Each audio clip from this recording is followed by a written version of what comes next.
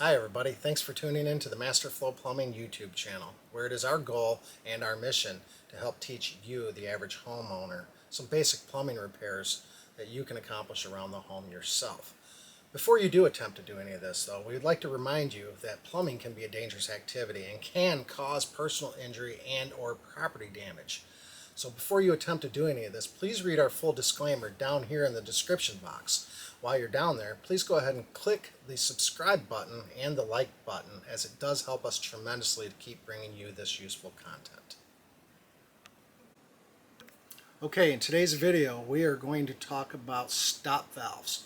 What are stop valves? Stop valves are these little jobbers that you see underneath all your sinks in your house, and usually to the left side coming out of the wall for your toilet. These are actually supply line shutoff valves. Plumbers, we call them stop valves. This is the only thing that we call them. And there are many different varieties of them, but today we're going to be talking about the solder-on kind and the compression kind. And I'm going to give you a couple tips and tricks and things on how to deal with these things in your house. I get a lot of phone calls from customers that actually try to do a home repair and they go to shut off the valve in their house. And one of the most common things they run into is that this valve is extremely hard to turn, or they feel like they can't turn it without possibly breaking it. You have to use caution when it comes to that. I'm not at your house, so I can't tell you whether it can be turned or not. I can tell you a couple of identifying things you should look for to tell you how much force you should generate to actually try to turn it. Like all valves, these valves are counterclockwise to turn them on, and then they are clockwise to turn them off. So that can actually be from this way, it can be from this way, or this way. It's still the same. Clockwise is off, counterclockwise is on. This particular valve is a solder-on type. This is actually a type that you would prep the copper, like we talked about in our very first video on how to actually solder something.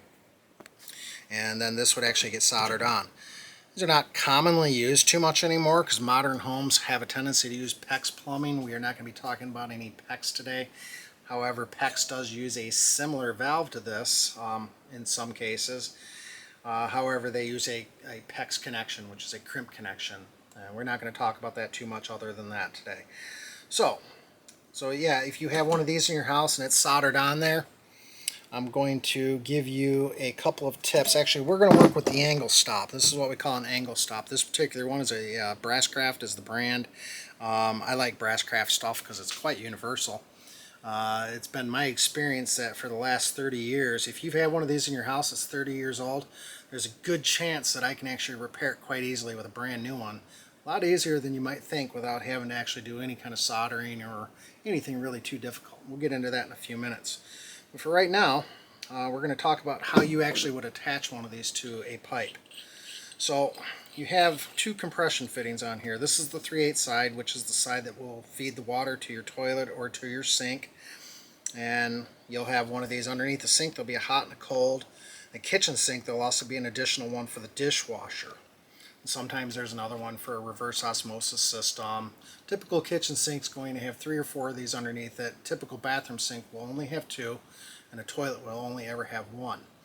So the two configurations are angle stop, like this one, which is what it implies. So you have a pipe that comes out of the wall, and then you want the line to come up here and go to a toilet or to a faucet. So this is why they call it an angle stop, because it makes a 90-degree angle right there.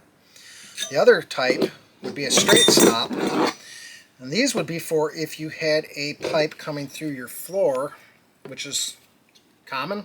Also, you have possibly 2 copper pipes coming through the base of your cabinet for your kitchen, for any of your sinks, or through the floor for your toilet. So these can be installed like this, and this would be called a straight stop. So the water comes up here, and then it goes from here and goes up to the faucet or to the toilet supply, or to the toilet tank, I'm sorry. We're going to talk about the proper way to do a compression fitting. Compression fittings, although they are easier than soldering copper pipe for a lot of people, they can also get you in a whole heap of trouble.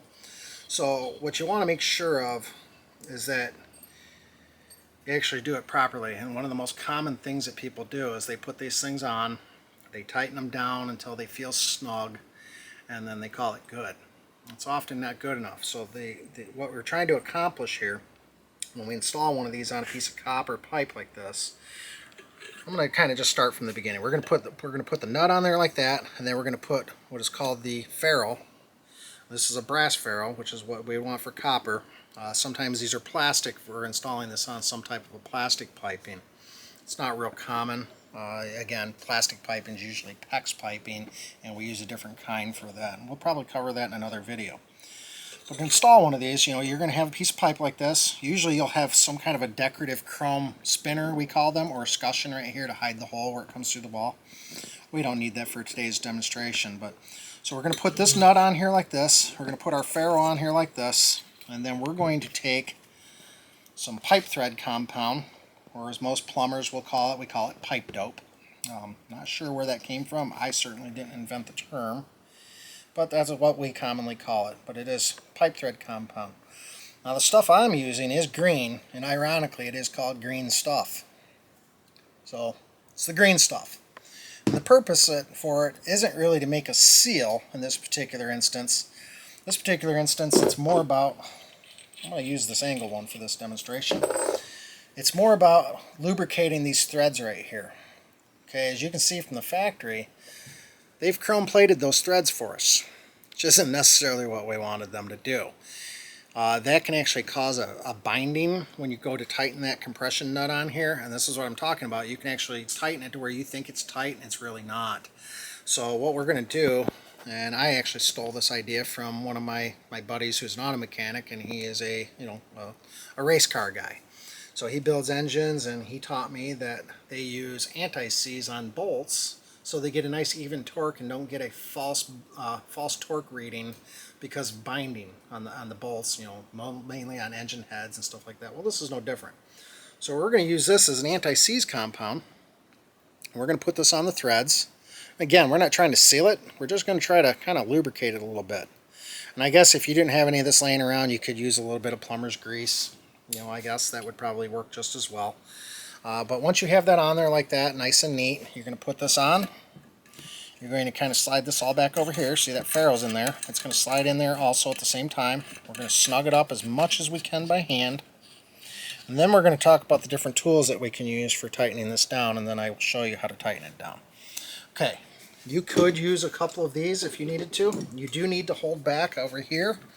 So there are usually a couple flat spots on these. However, I will tell you, sometimes it is very difficult to get a wrench in place like that. And then you could actually use this other one and actually snug that nut like that, and then we could finish up the job that way. So if you have these laying around the house, a couple of adjustable crescent wrenches or adjustable wrenches, if you will, those are fine to use, but again, you may find it difficult to try to get one underneath to hold back. You could try to do it from the top side and then do it like that too, to tighten it. Actually, we'd be going this way, to tighten that. I guess last resort, you could always use the trusty old channel locks to hold back on it. However, these have teeth on them, and you will put marks on there holding back on it. You're going to mark up the nut and the valve. If it's underneath the sink, maybe that doesn't matter. If this is what you got laying around the house and you got to get the water turned back on, then you go right ahead and you use them if you have to. I'm a professional plumber. I have a pretty cool tool for this. This is actually called a stop valve wrench. It does a couple different things. As you can see, it's got two different ends on it, and then this piece actually comes out of here. It actually locks together.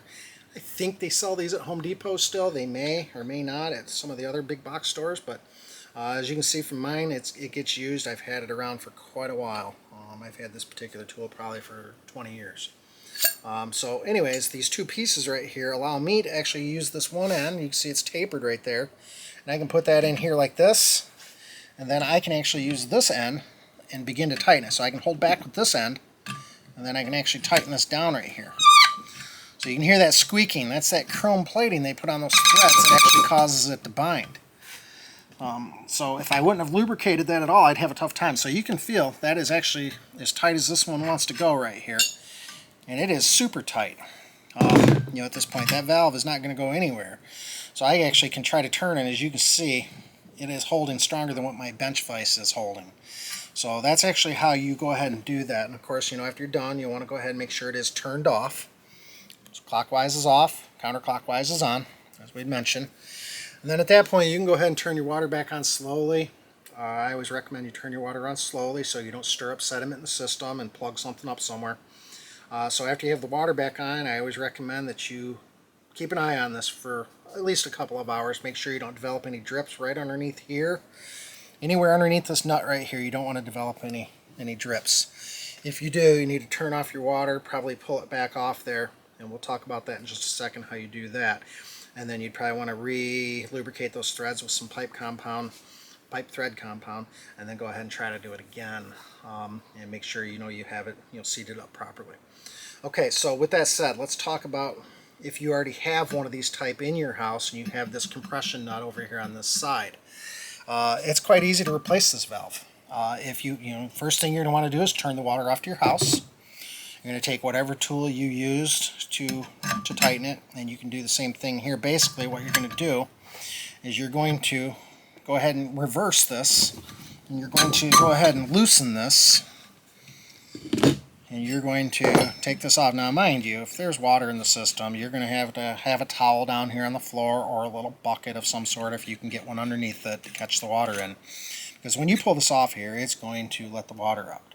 That's why it's important to turn the water off to your house. If you don't, you're going to flood your house. So make sure you turn your water off before you start any plumbing project.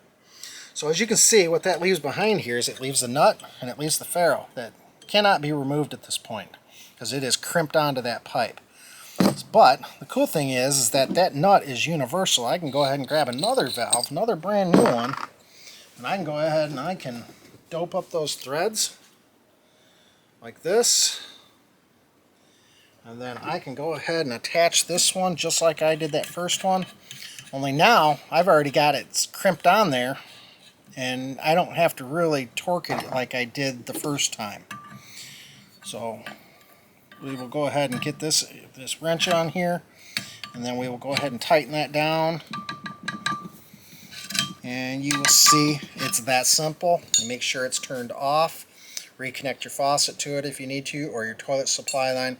And you go ahead and turn the water back on slowly to your house so you don't stir up all that sediment all at one time and plug things up. Now, there's a simpler way to fix this valve if need be. One of the most common things that people call me about on these type of valves is that they say that they've had the house for 10 years, they've never turned that valve, and then they come in there and they go to turn it, they work it or exercise it, as we say. And when they do, it begins to drip from right underneath here, right underneath the stem. It'll start to drip. Sometimes it drips really badly if it hasn't been used. There's two things I tell customers when it comes to these valves. You always want to make sure that you either turn them all the way off or you turn them all the way on. Okay, nothing in between. As you can see, there's a lot of turns there. Okay, so what happens a lot of times with people is they will go ahead and they will take these from the off position. They'll turn them a couple of turns like that, and they'll hear the water come on, and then they stop. Well, the problem with that is we haven't seated the packing inside of this stem right here. There's different kinds. There's rubber, there's graphite, there's Teflon, there's all kinds of different kinds of packing out there, but in this particular case, they believe these are actually a rubber with a little graphite packing on there. We'll get to that in a minute and we'll look. But you always want to make sure you open it all the way until you feel it kind of stop right there, and then you give it an extra little bit right there, and that seats that packing on there. And 9 times out of 10, if you had something dripping there while you were turning that knob, it's going to stop at that point. If it doesn't, you can take an adjustable wrench or a pair of channel locks, or 2 pair of channel locks, and you're going to use 1 pair. You're going to hold back, and then you're going to snug this nut right here just a little bit. Don't try to tighten it as tight as you can get it. Just snug it just enough until it stops dripping water. Once that is done, your valve is actually good to go for many years to come again. I get a lot of customers that call me and want to replace these valves because they say they try to use them and they're dripping. Well, I can put a brand new one in for you, and 6 months from now you go to use it and it might do that, and it doesn't need to be replaced because of that. It just needs to be tightened on the packing nut. So that is one of the most common calls I get about these type of valves. So let's move on to the next thing. Here's another simple little hack, I guess you want to call it, on how you can repair one of these valves without having to remove any of this. Okay, like I said, Brasscraft is a brand that has kept the same design for as long as I've been a plumber, for 32 years. So they've been exactly the same. The only thing that has changed, and you will see here, this one actually has a metal stem, this one has a plastic stem. That's why if you have one that's froze up, you want to be careful about how you turn it and how you try to force it to come loose. Sometimes if you have one that's actually kind of stuck and doesn't want to turn off, sometimes you can take your channel locks and kind of get a hold of that handle gently right there. Be careful, these handles get brittle as they get old and sometimes they crumble and they rot away, but sometimes you can get this and just get a little leverage and get it to break free. Again, I always recommend you turn off the water main to the house, because I have actually seen these things in my own personal experience break off the pipe right in my hand and start gushing water all over the place. And that's never good. Fortunately, that's only ever happened to me once, but I've seen it happen to a lot of homeowners over the years, and they end up with a flooded kitchen or a flooded bathroom as a result of it. So always make sure you know how tight you're tightening something. So I promised you we were going to show you a little hack on how you can replace one of these or rebuild these valves quite easily. So what we're going to do is we're going to take, let's just assume this is our brand new valve right here, okay? And here's our old one that's 25 years old. We've turned the water off to the house. We've opened up a sink somewhere downstairs if we can, if there is one, to kind of relieve that pressure, and we just leave those on to let the water drain out of the system. If you happen to be on a second story, it's as simple as this. You can actually, after you have the water off and you have a faucet downstairs open, you can actually open this guy up, and you can go ahead and it'll draw air and it'll drain the water right out of this pipe and down into the sink downstairs when you do that, and therefore you won't make a mess. If you don't have that luxury to have a faucet down below you to drain it, then you need to put a little bucket or a little towel or something like that underneath here once the water is off. Once the water is off, you can go ahead and, I always say, close these valves maybe about halfway or so, and then you're going to take your whatever tool you're using, adjustable wrench. In fact, you know what? We'll use the adjustable wrench for this one just to show you that it can be done. And then what we're going to do is we're going to loosen that packing nut up right there. And we're going to hold the handle here. We're going to loosen that packing nut up all the way. Once you do that, then this right here will spin out of there. And that's all there is to it.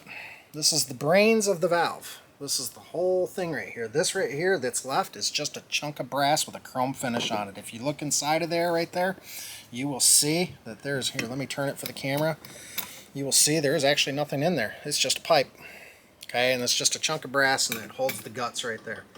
So if you have one that doesn't work and you're able to get that part out of there, you can now take your brand new one and do the same thing. You're going to loosen up the nut all the way, and then you're going to unspin this out of there, and guess what? We can actually put this right in here just like this. I usually go about that far first. I tighten that packing nut down a little bit. Get it as tight as I can get it by hand. Okay, like that. And then we're going to give it just a snug, just to make sure that that packing nut doesn't leak. Just a snug. Okay, at that point you can go ahead and shut this guy off. And you can go ahead and turn the water back onto your house slowly so you don't stir up that sediment that we talked about. So that's just a real simple way that you can, a technique that you can use to fix these without getting yourself into a whole great big ordeal of having to cut the pipe or do anything like that. Now, if you have a valve that has been soldered on in place, this is definitely easier. If you don't know how to solder, again, we have another video that shows you how to solder copper pipe, and you may go ahead and attempt that if you feel brave. If not, then you can go ahead and use one of these compression valves. Just simply cut this one off, and then go ahead and, go through the steps to install one of these. You always want to make sure you have enough pipe here. They say roughly about a half of an inch is all you need, so roughly about half an inch of pipe right there is all they say you need to actually put one of these on there. I like to see a little bit more than that. I like to see enough so that if I ever had to get in here and cut this off, that I could put another one on. If you don't have that option and you have just enough, well, that's fine. Okay, but that's actually how you cover this. Now, another thing we didn't talk about are the different kinds of these type of shutoff valves there are. There are different kinds out there. There's actually a shark bite one that you don't have to solder at all, and that you can actually snap on there. But we'll cover shark bite fittings and shark bite valves on a different video. For this video, we're not going to talk about shark bites other than what I just told you. They do offer a valve like this that has a shark bite fitting on one end. And shark bites are quite simple. I wish I had one here to show you, but I don't. But shark bites actually just press onto the pipe and lock on, and then that's all there is to it. But again, this is not a shark bite. This is a compression valve. But This is a valve right here that a lot of customers have commonly called me and asked me to install in their house. I am not a big fan of them, but a lot of customers like them because they are a quarter turn operation. So instead of having multiple turns like these do, these are simply just a quarter of a turn to operate. Okay. So the problem I've encountered with these is that because they don't have a packing nut, that 10 years down the road, if you ever have to go and exercise this valve and use it, I've seen quite a few of them actually leak from the packing underneath here, and there's really no way on a lot of them to address that. So you're going to follow that last step where I showed you how you're going to replace the whole valve if you need to. So I'm not crazy about these. I actually keep some on the truck though, because there are some customers that are very certain this is what they want in their home, whether it was a recommendation from somebody they knew or another plumber or whatever. Opinions are, everybody has them. My opinion is I don't like them very much. I like the old school stuff with the packing nuts. Now when we're talking about packing nuts, we'll go ahead and talk about like regular valves that are in your house also. Regular valves have a packing nut also. This happens to be an old school what's called a silcock or a hose bib. So this may be on the outside of your house right against the wall right there where you hook your hose to it. So these actually will do that same thing when they get used. They'll actually drip water from around this stem, and it's usually as simple as snugging that nut right there a little bit to get them to stop. So there are those. There are these, which are common on your washing machine for your the water going to your washing machine. Same thing. They got a packing nut. I get customers. Here's a gate valve. This is more common that you'll find in your house. Same thing. Got a packing nut on there. Okay. And when you turn this thing and all of a sudden it starts dripping, snug that packing nut just a little bit at a time, like that, until it stops dripping, and that usually solves all your issues right there. Now, ball valves. This is what most plumbers are going to use nowadays in most modern homes instead of those other type valves, but some of these, especially the nicer ones like this is actually a very nice one, a very nice brand that I've used for a lot of years. It has a packing nut also. So ball valves are not, I guess what the word I'm looking for, they're not immune to packing nut leaks. They can happen. They are quite rare on a ball valve, but if you ever have one that does leak from behind the handle right there, and it has that nut right there that you see, you're going to simply remove the faucet or the valve handle like this. I usually do it while it's on the on position. You're going to pull it off there, and then you're going to take your tool and you're going to snug that nut. As you can see, this one's pretty tight already. So then after that, you go ahead and you put that back on there, and then you go ahead and put everything back together, and everything should be fine. That's today's video. Hopefully that'll help you with some of these valves that are around your house and some of the common problems that people encounter with them, and certainly some of the easier ways to repair them if they are in your house. Thanks for joining us today, and I'd like to go ahead and remind you to click our subscribe button down below. It is free of charge. It helps us out tremendously to keep bringing you this useful content. While you're down there clicking subscribe and checking out our disclaimer, go ahead and click the like button for this video if you liked it. All right, have a nice day.